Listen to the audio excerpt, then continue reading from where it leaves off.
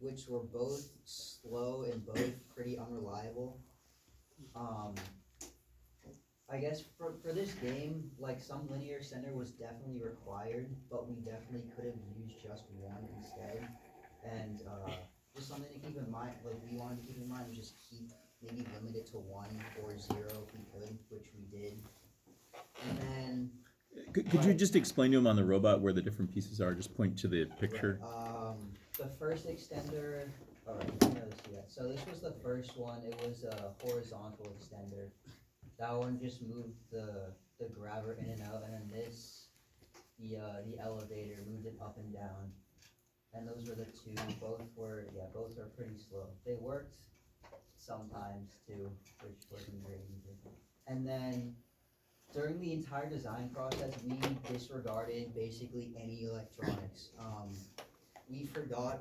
I don't know if we forgot or if we just like were kind of knowingly ignorant to it because this like piece of black PC was I think the PDP, which was a horrible spot for it because there was like near zero like accessibility, especially when this was down.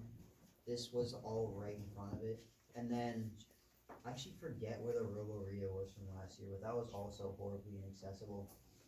Um, that's kind of where the idea for the undersided mounting on the electronics were, just so the placement of the subsystems wouldn't actually matter for the accessibility, at least for the most part. And then moving on to the drivetrain, the not driving straight part was it was an issue, but it wasn't a design flaw really of the robot. But what was a design flaw was the speed limiter. If you do go on Blue Alliance and look at some of our matches, you'll notice our robot was horribly slow when moving across the field. That's because this thing was, I think, about 4.5 feet tall, which caused a horrible center of mass. Um, our takeaway from that really was don't start at the height limit, rather have an extender if you need it. This year we didn't really, we just had the climber, which you got to extend way down. And then um, the one like good takeaway from this was like the intake and that wheels are basically gonna be our best friend in designing anything. Our week in between competitions, we actually switched this grabber to a wheelbase design, and it works just like 1,000% better, even though we only had like a week for it. And then keeping that in mind, we got the game.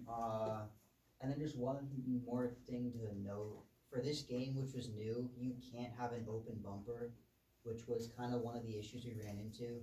And so we kind of had our first design with this. It was the really basically the cranberry alarm robot in 3 days. I just had this flipping intake, which I think I had the cat open from it. So how this worked, the shooter was stationary to shoot from the closest range, and this would just move down to pick up notes and put it here to shoot it out. Uh, pros and this, pros and cons of this. This design is extremely simple. Like if something breaks, it can be replaced really easily. There's no linear extenders, so that it's good in that regard. And then it's all wheel based, so there's no trying to have horrible alignment. And then the shooting is easy enough, so you just go right up against the closest range and you shoot. The cons were the amp shooting was trying to like shove it out the intake while it's up like this. That was extremely inconsistent. We noticed that at events, and then also we kind of perspected that happening while we were doing it. There was no real option for range shooting, and then the intake was outside of the bumper, which would from 2022 we learned cause major problems when it would break, and then just the intake to shooter transfer would be pretty slow, having to wait for it to go up and for back and forth every time. Um, from there, we kind of jumped to or I guess, well, right. We're in parallel with the first design. We had the Quokkas inspired one. I didn't actually have a CAD for this, but the pros were basically all of the cons of the other one. We had the range shooting, we had the consistent amp, and then we had the simple note, the ground to shooter mechanism. And then cons were, I guess, opposite of that too, were, well, the intake would still be prone to damage. It would be have bad shooting from the resting point because it would have to go up and down even to shoot from the closest range. And then also we'd have to actually make the mechanism to change the angle, which we didn't think we could do because you could see here they used a huge sprocket and we didn't know if we had access to things strong enough to actually lift something like that. Now, did we prototype both those?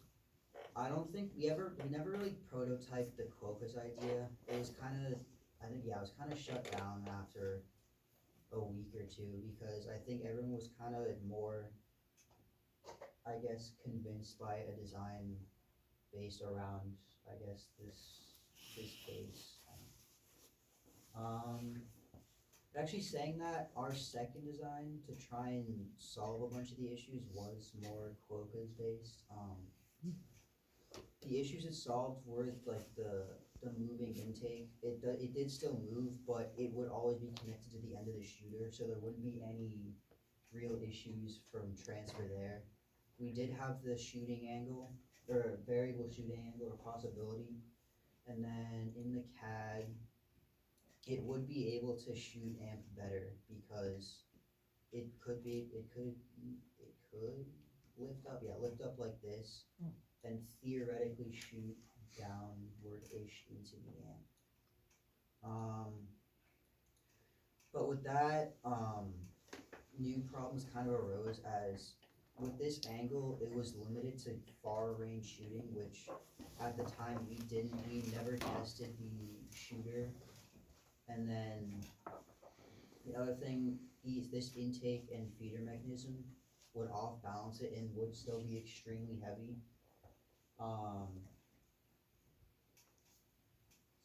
So it'd be extremely heavy, and we still didn't think we had, like, I guess the power to lift something like that. In the end, lifting that was never really an issue, because looking at it, this entire thing probably could have been lifted with just one of these motors with a 9-to-1, but we put two just to be safe.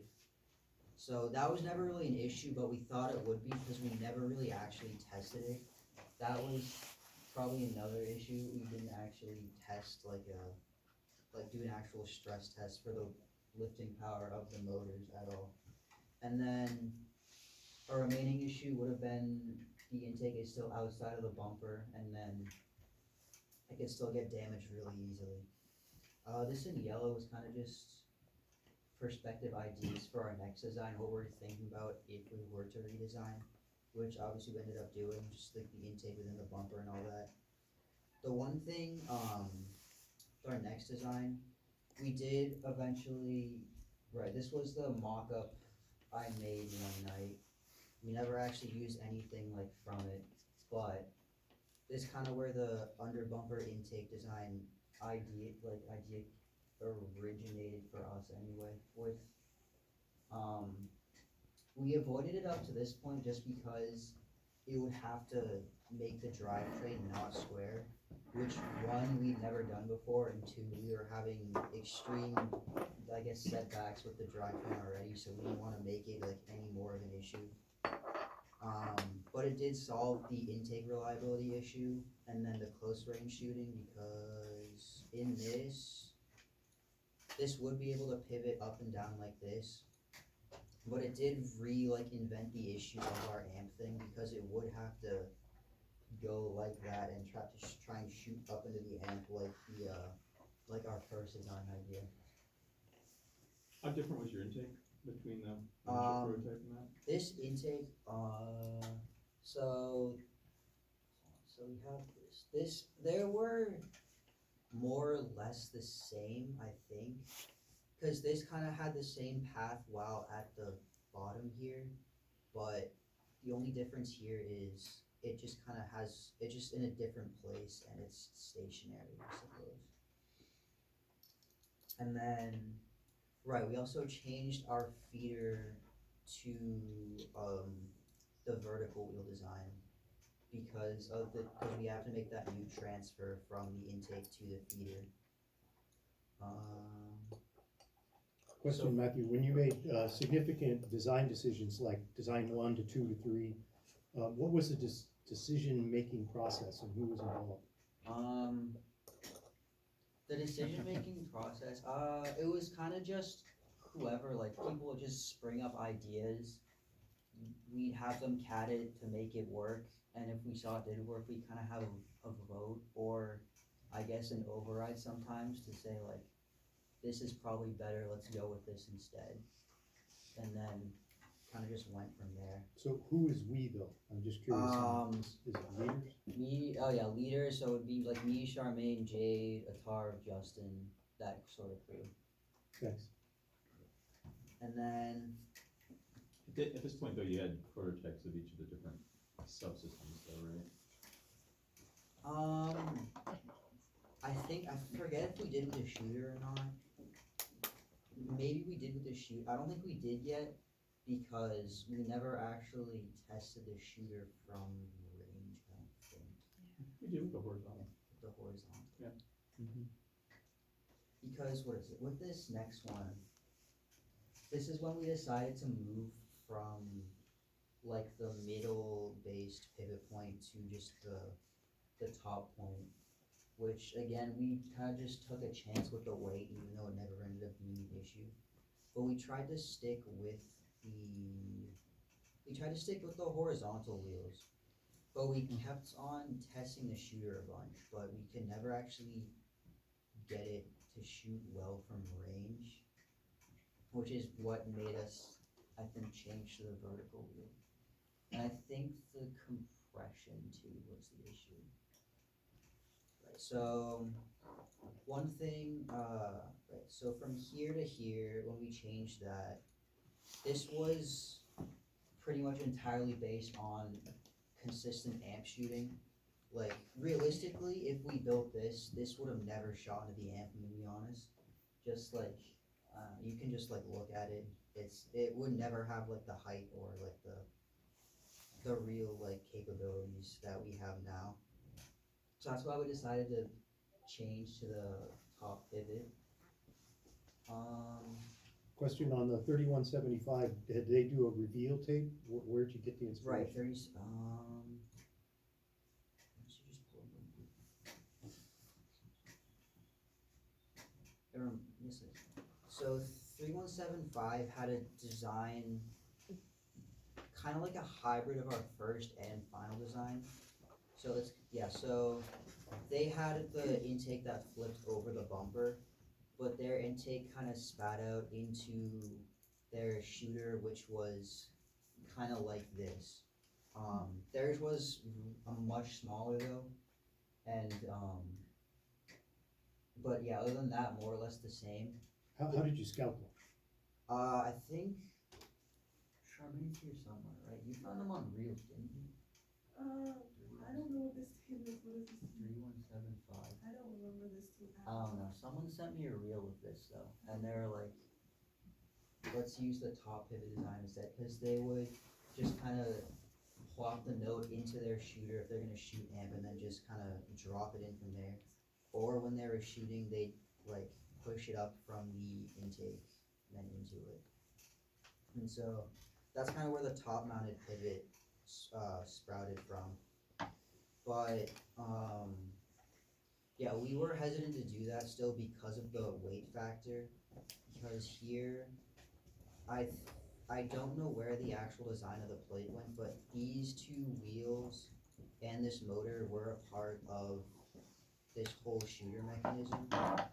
And that was in turn just a ton of weight on these motors here. And then yeah, after testing, that was never really an issue, but what was the shooting, because we couldn't get consistent like range shooting with this design, and then also the compression was a huge issue from anywhere within the intake here, and to get it perfectly in between these two shooter wheels. We could never really consistently make it perfectly centered. And so from that, we just went to our, I guess, our pretty much final design, just changing the shooter to two vertical wheels. This did in turn solve a lot of issues. It solved the issues with the vertical compression, but also the transition from the feeder, which was still vertical wheels, to the shooter as well was just extremely awkward. And then, so we have this now. What is it? This did, when we did switch to this design, I think it was around mid-February break. So it was really kind of just a shot in the dark to hope it worked. And it did work, but it didn't, because what happened was our shooter, if you can see, it kind of like, I think,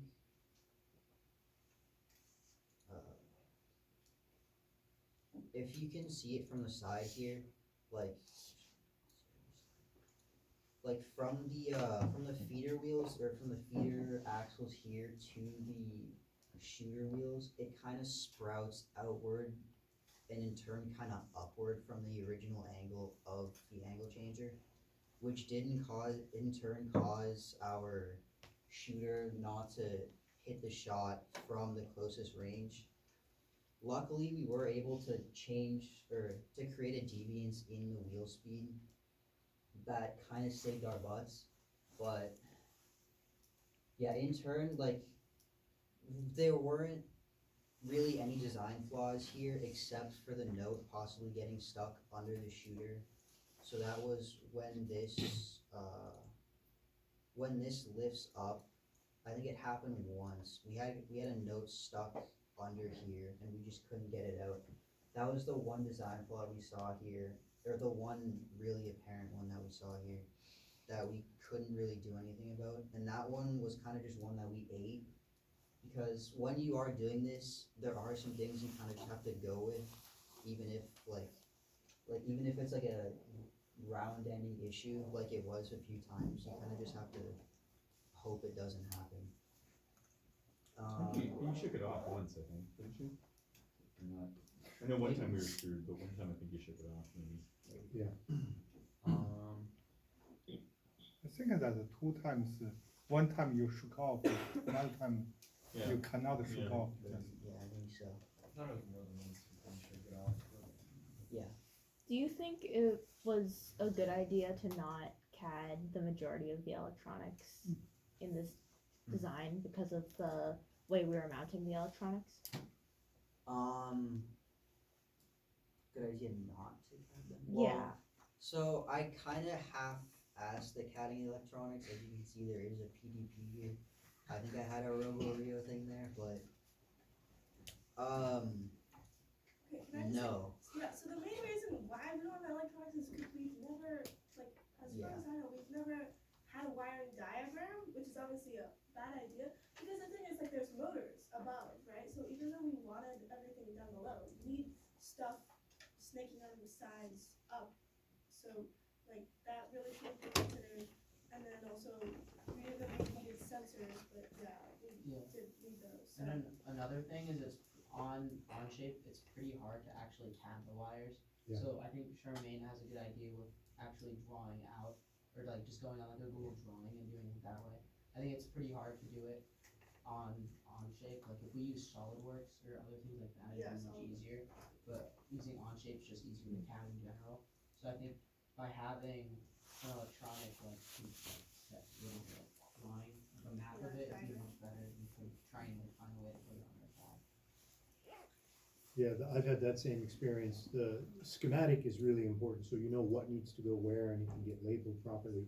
But the actual cable routing in CAD is usually a special package in the CAD system, and it takes a skill to actually make it and then be able to move it and have it change. So that can be a huge time sink. Be cautious of that. But doing the drawing, just schematic, what goes where is important. Okay, so I guess Jack, to answer your question, it's a bad idea not to CAD electronics. The problem is we never have before, and we don't really know how to. That's the answer, I think. think the other challenge there is it's kind of like, other items, we don't assemble our robot pretty late. Like we were switching the number of motors, we were switching, power distribution, wires, and then sensors, so there were a bunch of things that were changing pretty late. So that's just a reason why it's hard, not that you shouldn't try. But like, maybe, is it more realistic for our team to make a schematic Yeah. or like a drawing? Yes. Yeah. That's a kind of, as you can see, the design is kind of changing, and then you try to catch up with that the drawing CAD. So it's kind of how do you control that? Yeah. I know you can make a 2D on shape, like in a drawing. Yeah. Like it's much you can make a 2-dimensional schematic. From what because in the past I looked into it, it's really hard to make the 3-dimensional ones because you'll be spending most of your time counting the wires. Right. There's not really a plug-in or add-on. Years ago. Right, one thing I forgot to mention, I forgot to mention was from our last year's robot, our integration was horrible. This horizontal extender was never meant to be slightly angled up. The grabber didn't actually reach where the intake spatted out, and then I forget what we had to do in here to actually attach the horizontal to the vertical, but it wasn't fun. So I guess our really main takeaway from that year was actually CADing things for integration, which I think we did well this year, but there were also some other issues with this, or where is it here?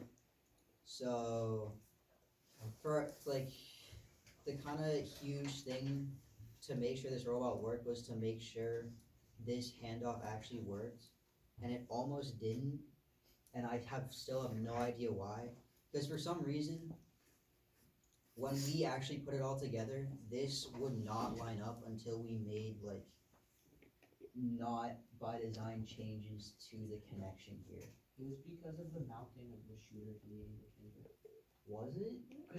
No. It was no. It's an issue. So basically, the problem, like, you can see it here, in the CAD, there's something we didn't CAD out very well, was the actual, like, mounting here. So this mounting down here was pretty, like, makeshift, so we had to figure out a way of doing it. I mean, we found a solution. No, that was CAD. That was CAD. No, it wasn't. That was Look at the CAD. CAD, it's a metal bead. Yeah, that's what it is. No, that's it. But look at the I actual think thing. what actually caused the issue was the intake. I think it was like a 1/4 inch higher than it was actually supposed to be, or something like that, now that I think about it, because it was supposed to be flush with our storage modules, but it's not. Maybe that's the issue, I still don't know. I mean, I think relative to last year, the difference was that we actually tried it early enough to Yeah. do something, right? The previous year, it was so late, we almost didn't have an option. Yeah. That was the main thing, it was actually like, actually trying to do it. What is it? But yeah, that was like the difference of like being able to solve it by maybe changing a few beams or two, rather than like attempting like tape it together and hope it works, and then it not working. And speaking of integration, notice how I haven't mentioned the climber this entire time. So that's like about the representation of the climber throughout the build season. We kind of just disregarded it because we made it in 2022, so how hard could it be? Don't do that. Because anyone who tried to actually mount the climber, yeah, that wasn't a fun time. But also, it wasn't greatly mounted in 2022, I'd say. No, but like, Yeah, it was almost fine, but it also wasn't. so when you're making a subsystem, make sure it gets integrated. Just like, pretty big takeaway from this year. Because because we had to drill like massive holes in it the first time. That's why the entire frame fell apart. And then CAD and integrate subsystems or make sure they're integrated. Yeah.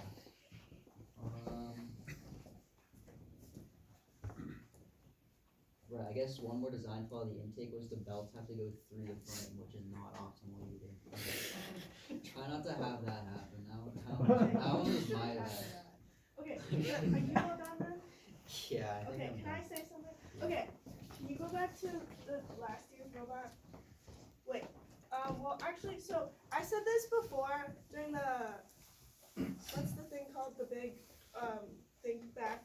Retrospective? Yes.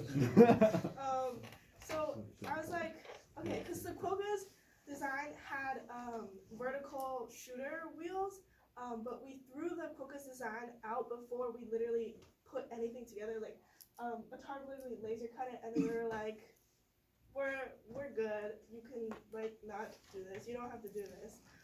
But I think we should have done more testing with that, because then we could have gotten to the vertical shooter idea faster.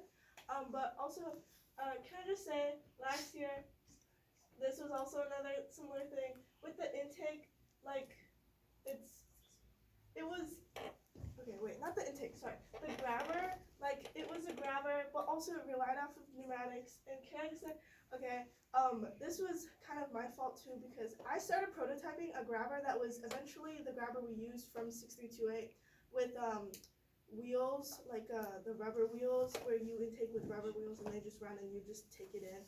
And then Matthew was done before me, because obviously it's like, 2 metal beams, a pneumatic tube, and two wooden laser cut plates. So obviously that was done in like 2 days. And so I was like, okay, damn, he's already done. I guess I don't need this anymore. But yeah, so just like, don't give up on your ideas, even if, okay, if everyone is telling you not to do it, then maybe they have a reason to, but if a couple people are telling you not to do it, then like, just keep working on your idea, because like, you literally, no one can predict the future, so. But we still need to balance that.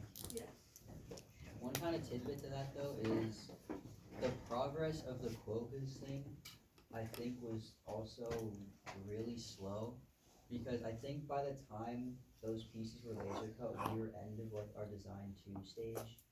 And then also, I don't think we actually had like the axles or the wheels or like anything in between to actually make it.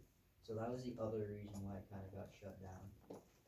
So in the end with that, it got shut down for a decent reason, but not really decent enough probably, I don't know. Well, and to give more color to what Charmaine was saying, with this design, we went into a competition, basically that whole vertical arm up above broke off completely. We took off everything that was vertical, and then we came back to it in between the next competition, and then we went over to the design that Charmaine was talking about in like a week or 2. So it was very, very late. We tried to add it. At that point, it was essentially too late.